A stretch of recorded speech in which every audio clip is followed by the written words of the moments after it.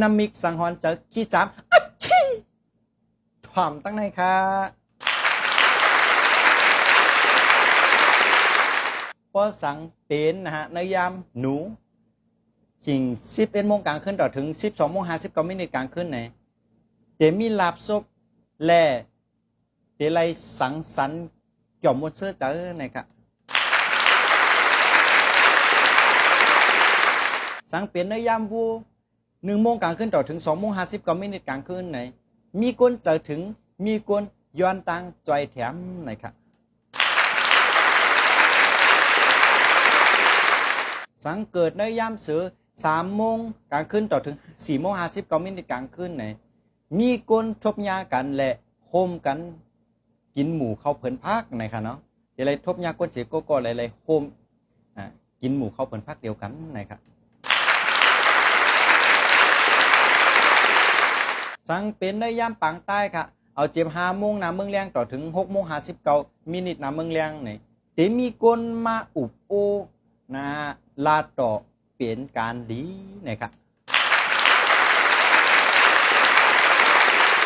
สังเป็นในยามนักกา7 โมงเมื่อเจ้าต่อถึง8:59 เมื่อเจ้าไหนมีการสังสรรค์เมียวตีหลีเกี่ยวมนเสื้อเจอไหนครับ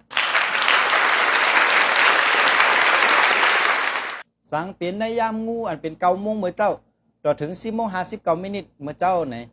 มีผู้จอยแถมกับสืบลองเงินคำไหนครับ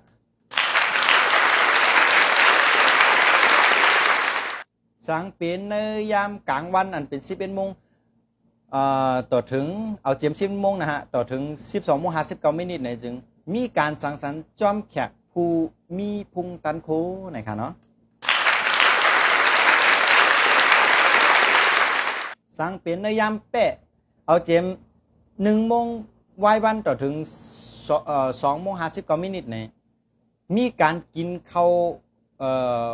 เพราะว่ามีการกินข้าวปอกกำเยอะนะฮะแต่เป็นปังหมูเขาปังเยอะปอกกำเยอะนะเปลี่ยนการดีค่ะสั่งเปลี่ยนในยามลิงค่ะเอาเจมไหนดี3 โมงวายวันนะต่อถึง4:59 นะไปลากอ่ะ3 โมงไปลาต่อถึง4:59 ไปลานะฮะฝันให้นะเพราะว่ามันเป็นรองเพราะคลีอ่ะกินเล่งสังสรรค์อ่ำดีนะครับเจ้าก็จังแต่ได้นอนฝันให้นะฮะ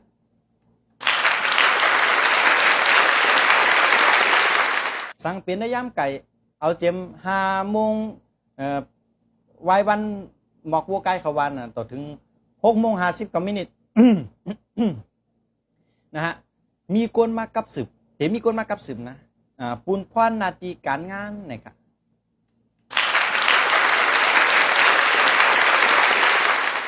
สั่งว่านะเปลี่ยนในยามหมาเอาเจม7 โมงหัวค่ำต่อถึง8:59 หัวค่ำนะครับมีคนเจอถึง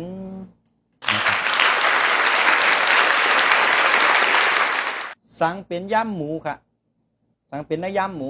เอาเจม9 โมงกลางคืนต่อถึง10:59 กลางคืนไหนมีลองเป็นซิลิมังกลาลีงามนะครับอะ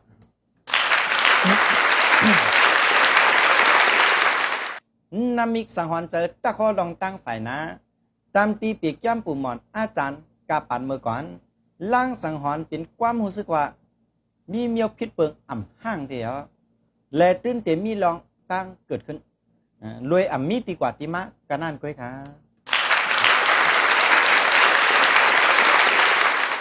หัวข้ออันเกี่ยวกับรวยนามิกสังหรณ์เจอเปิงลงมี12 หัวข้อค่ะว่าแต่เป็นนามิกสังหรณ์เจอนางตาต้งนามิกสังหรณ์เจอหูหนวกมีเสียงแห้งก้วยนามิกสังหรณ์เจอหูเหลือดไหมนามิกสังหรณ์เจอหน้าเหลือดไหมนามิกสังหรณ์เจอเนื้อต้งนามิกสังหรณ์เจอตื่นอกตกใจนามิกสังหรณ์เจอขี้จามอันเฮาอาจารย์ลาดกว่าเมื่อกี้นั่น นามิกสังหรณ์เจอเสื้อปั้นกันนะฮะนามิกสังหรณ์เจอมุกไฟเกิดเสียงหลังนามิกสังหรณ์เจอนะฮะไฟเมียบมาลับนามิกสังหรณ์เจอหมาเห่านามิกสังหรณ์เจอนกห้องเสียงซานพอกระหูลองนามิกสังหรณ์เจอที่อาจารย์ลาดมาทั้งหมดจังเตเข้ากลุ่มมาอะไรเขากาเข้ากลุ่ม 1,000 บาทจ่ายปอกเลี้ยวอยู่ต่อโจ ตอนต่างเงาต้งนามิกสังหรณ์จะหัวไหนเขาอาจารย์ปัทวีปฐมาวิชัย